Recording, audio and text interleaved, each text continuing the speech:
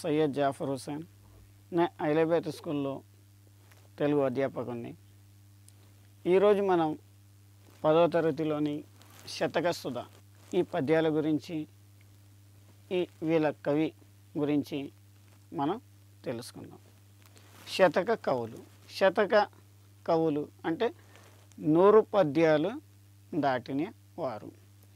यहाँ पे शतक कवुलु ये पोएम्स लिखे. शतक कवुलु का मतलब है 100 पोएम्स जो कंप्लीट करते हैं उन लोगों को शतक कवुलु. इंदुलोनी कवुलन गुरिंची మనం తెలుసుకుందాం. इसमें जो कवियाँ हैं उसके बारे में अपन जानकारी लेंगे. पहले है सुमति. सुमति जो पोएम्स लिखते हैं उसका नाम है बद्देना. सुमति पद्याలు ఎవరైతే రాస్తారో ఆ కవి పేరు బద్దన్న. 13వ శతాబ్దం వాడు, 13th సెంచరీ వాళ్ళ.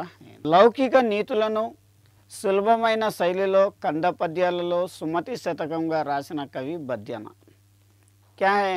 लौकिक नीतुలను यानी मोरल्स सिखाने के लिए सुलभమైన आसानी तरीके से पोएम्स लिखे वाला है बద్దన్న. ఈయన సుమతి శతకంతో పాటు నీతి శాస్త్ర ముక్తావళి అనే గ్రంథాన్ని కూడా రాశాడు. ఈయన क्या है? सुमति शतकम के साथ साथ नीति शास्त्र मुक्तावली ये भी इन्हों लिखे हुए हैं. इसके बाद अपन दूसरों को देखेंगे. वेमना ये पहला है, दूसरा वेमना. इसको वेमना రెండోది వేమన శతకం. దీన్ని వేమన అనే కవి రచించాడు. ఇతడు 17వ శతాబ్దం వాడు. दूसरा है वेमना. इनो 17th सेंचुरी का कवि हैं. వేమన పద్యం రాని తెలుగు వాళ్ళు ఉండరు. వేమన के पोएम्स हर एक को भी, जो अनपढ़ है उसको भी अंदो, हर एक को भी अंदो इसके पोएम्स बराबर याद रहते. ఈయన సహజ కవిగా ప్రసిద్ధి పొందాడు. ఈయన एक अच्छे नेचर కవి बोल के मशहूर हुए हैं. కడప జిల్లాకు చెందిన ఈయన పద్యాలలో నీతి, లోకజ్ఞానం, మానవత విలువలు ఉంటాయి. ఈయన क्या है? కడప डिस्ट्रिक्ट में पैदा हुए तो वाला है. इसके पोएम्स में नीति, मोरल, लोकज्ञानम, नॉलेज, मानवता विलवलु, इंसानियत क्या क्या रहती, इंसानियत किस तरीके से हासिल कर सकते हैं, ये चीज़ें इसमें हैं.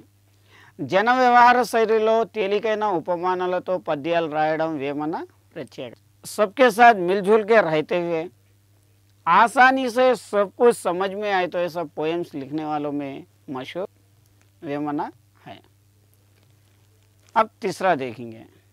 मूढ़वा व्यक्ति భాస్కర శతకం. ఇసే మారద వెంకయ్య. దీన్ని రచించిన వాడు మారద వెంకయ్య. ఇతను కూడా 17వ శతాబ్దం వాడు. तीसरा कौन है? భాస్కర శతకం, మారద వెంకయ్య. ఈయన भी 17th సెంచరీ का भी है. భాస్కర అనే మకుటంతో పద్యాలను రాశాడు. इसके जो ताज जो है वो है भास्करा, यानी जो आखिरी लाइन में इस्तेमाल करते हैं वो भास्करा. భాస్కర శతకంలోని ప్రతి పద్యంలోనూ మొదటి 2 పాదాలలో ఒక నీతిని చెప్పి తర్వాత 2 పాదాలలో దాన్ని సమర్థిస్తూ ఒక దృష్టాంతాన్ని చెప్పడం ఈ శతకంలోని ప్రత్యేకత. क्या है? पहले 2 लाइन में, इसके 4 लाइन की पोएम में पहले 2 लाइन में क्या है? मोरल समझाना चाहता और बाकी के 2 लाइन में एग्जाम्पल्स देते हुए पोएम्स. अब चौथा है दाशरथी శతకం. 4गो कवि दाशरथी శతకం. దీన్ని కంచర్ల గోపన్న రాశాడు. ये पोएम्स जो है कंचरला गोपन्ना, यानी उसको भक्त रामदास के नाम से भी पुकारा जाता. इन्हें भी 17th सेंचुरी का कवि हैं. ఖమ్మం జిల్లా నెలకొండపల్లి వాస్తవుడు. ఈయన क्या है? ఖమ్మం डिस्ट्रिक्ट నెలకొండపల్లి में इन्हों पैदा हुए. दाशरथी कर्मपनिधि इसका मकुटम, यानी आखिरी लाइन में दाशरथी करुणापयोनिधि का इस्तेमाल इन्हों करते हुए आता। इस तरीके से इन्हों शतकम राशाड़ू यानी 100 पोएम्स लिखे। భద్రాచల శ్రీరామునిపై అనేక కీర్తనలు రాశాడు। जो भद्राचलम में राम टेम्पल है उसके बारे में भी गीत गाते रहते हैं, वो गीता भी इन्हों इसमें लिखे। ఆయన రచనలు భక్తి రస ప్రధానమైనది। उन्होंने जो गीत लिखे वो श्री राम के बारे में उन दो यानी भगवानों के बाद कीर्तना लिखे हुए हैं। अब पांचवा देखेंगे सुभाषिता रत्नावली। ये येनुगु लक्ष्मण कवि, इसे येनुगु लक्ष्मण कवि लिखे हुए हैं। सुभाषिता रत्नावली इन्हें 18th सेंचुरी वाला है। సంస్కృతంలో భర్తృహరి రాసిన సుభాషిత త్రిశతిని అని తెలుగులో అనువదించిన కవులలో ఏనుగు లక్ష్మణ కవి ఒకడు। क्या है संस्कृत में भर्तृहरि सुभाषित त्रिशति उनके पोएम से उन्होंने लिखे थे, उसे तेलुगु में कन्वर्ट करे तो वाला ఏనుగు లక్ష్మణ కవి। ఈయన పెద్దపురం సంస్థానంలోని పెద్దాడ గ్రామ నివాసి। इन्हें क्या है पेद्दापुरम एक किंगडम था, वहाँ पे इन्हों रहने वाला था। సుభాషిత రత్నావళితో పాటు రామేశ్వర మహత్వము, విశ్వామిత్ర చరిత్రము, గంగా మహత్యములు మొదలైన రచనలు చేశాడు। इन्हों ये सुभाषित रत्नावली के साथ साथ रामेश्वर महत्यमु यानी रामेश्वर टेम्पल का महत्व क्या है, विश्वामित्र चरित्रमु जो महाभारत रामायण जो है उसमें विश्वामित्र जो है उसकी हिस्ट्री और गंगा महत्यमु गंगा नदी के महत्व क्या है ये इसके कहानियों में था। और छठवां है गांधी ताता शतकम। इसे कौन लिखे? सिरसेनहाल कृष्णमाचार्युलु। इन्हों 13/8/1905 में पैदा हुए। 15/4/1992 में इनके मृत्यु हो गई। 13/8/1905 में पैदा हुए, 15/4/1992 में इनके मृत्यु हो गई। నిజామాబాద్ జిల్లా ముర్తాడ్లో జన్మించాడు। నిజామాబాద్ में ముర్తాడ్ है, वहाँ पे इन्हों पैदा हुए। కొర్రుట్లలో స్థిర నివాసం ఏర్పరచుకున్నాడు। కొర్రుట్ల में इन्हों रहने लगे। ఈయన కళాశాల అభ్యుదయం, రామానుజ చరిత్రం, చిత్ర ప్రబంధం అనే రచనలతో పాటు इन्हों क्या है कलाशाल अभ्युदयम और रामानुज चरित्रम, चित्र प्रबंधम ये रचना किए हैं। उसके साथ साथ रत्नमाला ने खंड काव्यानि राशाड़ू, उसके साथ साथ रत्नमाला बोल के एक किताब भी उन्होंने लिए। ఈయన అభినవ కాళిదాసు అనే బిరుదును నైజాం రాష్ట్రంలో శతావధానిగా ప్రసిద్ధిని పొందాడు। इन्हों क्या है अभिनव कालिदास यानी मॉडर्न कालिदास के नाम से खिताब। अब इसके बाद अपन पोएम्स देखेंगे। देखिए पहला पोएम सुमति शतकम बद्देना का है।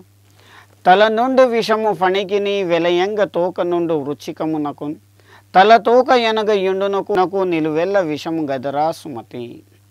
तल నుండి విషము ఫణికిని, सांप को जहर सर पे रहता, వెలయంగ తోక నుండి వృచ్చికమునకు, दुम्मे और सर पे दो जगह भी बिच्छू को जहर भरे हुआ रहता।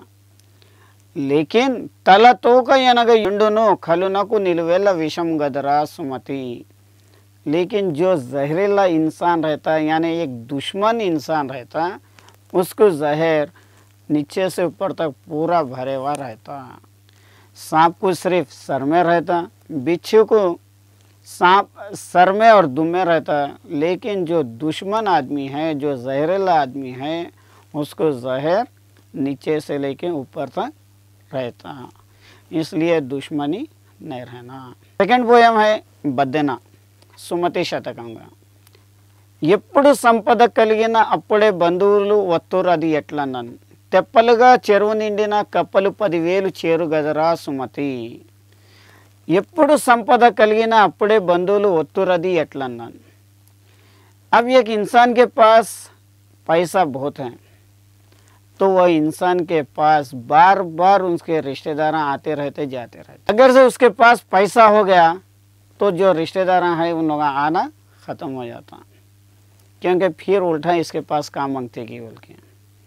जैसे कि तेप्पलगा చెరువు निंडिना कपल 10,000 चेरु गजरा सुमति। जैसे कि एक तालाब भर गया तो वो तालाब में मेंढका फुल हो जाते हैं। अगर से तालाब सूखते मेंढका वहाँ से गायब हो जाते हैं। इसलिए जैसे कि तालाब में मेंढका भरे हुए रहते हैं, वैसे ही एक इंसान के पास पैसा रहा तो जब तक वो पैसा रहे, जब तक उसके पास हमेशा दोस्त और रिश्तेदार आते हुए रहते हैं। जैसे कि वो ख़त्म होते हुए आया, यहाँ पे आना जाना ख़त्म होते रहता। तीसरा पोयम वेमना, उसके बारे में देखिए। మేడి పండు చూడ మేలిమై యుండును పొట్ట విప్పి చూడ పురుగులుండు పిరికి వాని మదిని బింకమి లాగురా విశ్వదాభిరామ వినుర వేమ। మేడి పండు చూడ మేలిమై యుండును పొట్ట విప్పి చూడ పురుగులుండును। मेडी पंडू जैसे कि बनियान ट्री का फल, यानी तो एक अंजीर ले लीजिए। अंजीर देखने के लिए ऊपर सॉफ्ट रहता एकदम अच्छा, लेकिन उसको खोल के देखे अपन तो उसके अंदर बीजा बीजा एक कीड़ों के वैसा दिखते रहते हैं। उसी तरीके से एक डरने वाला इंसान अंदर उसके दिल में डर तो रहता, लेकिन ऊपर उसका डर महसूस नहीं तो ऐसा उन्हें फिरते हुए रहता है।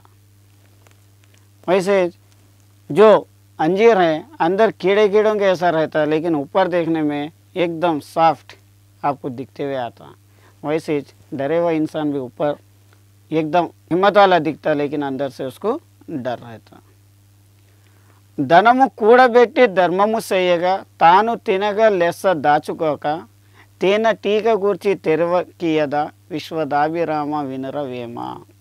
ధనము కూడబెట్టి ధర్మము చేయక तानु तिनगा लेसा दाचुका का क्या है, पैसा जमा कर रहे हैं, लेकिन किसी को भी खैरात नहीं दे रहे हैं, किसी को भी कुछ मदद नहीं कर रहे हैं। वो पैसों से आप कुछ नहीं खा रहे हैं, दूसरों को कुछ नहीं खिला रहे हैं।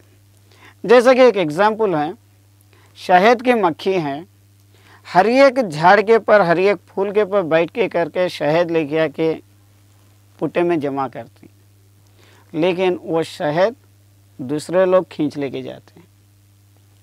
मक्खी तो जो शहद की मक्खी रहती उसको तो कुछ नहीं मिलता, उन्हों तो नहीं खाती, लेकिन उसका शहद दूसरे जने हासिल करते हैं।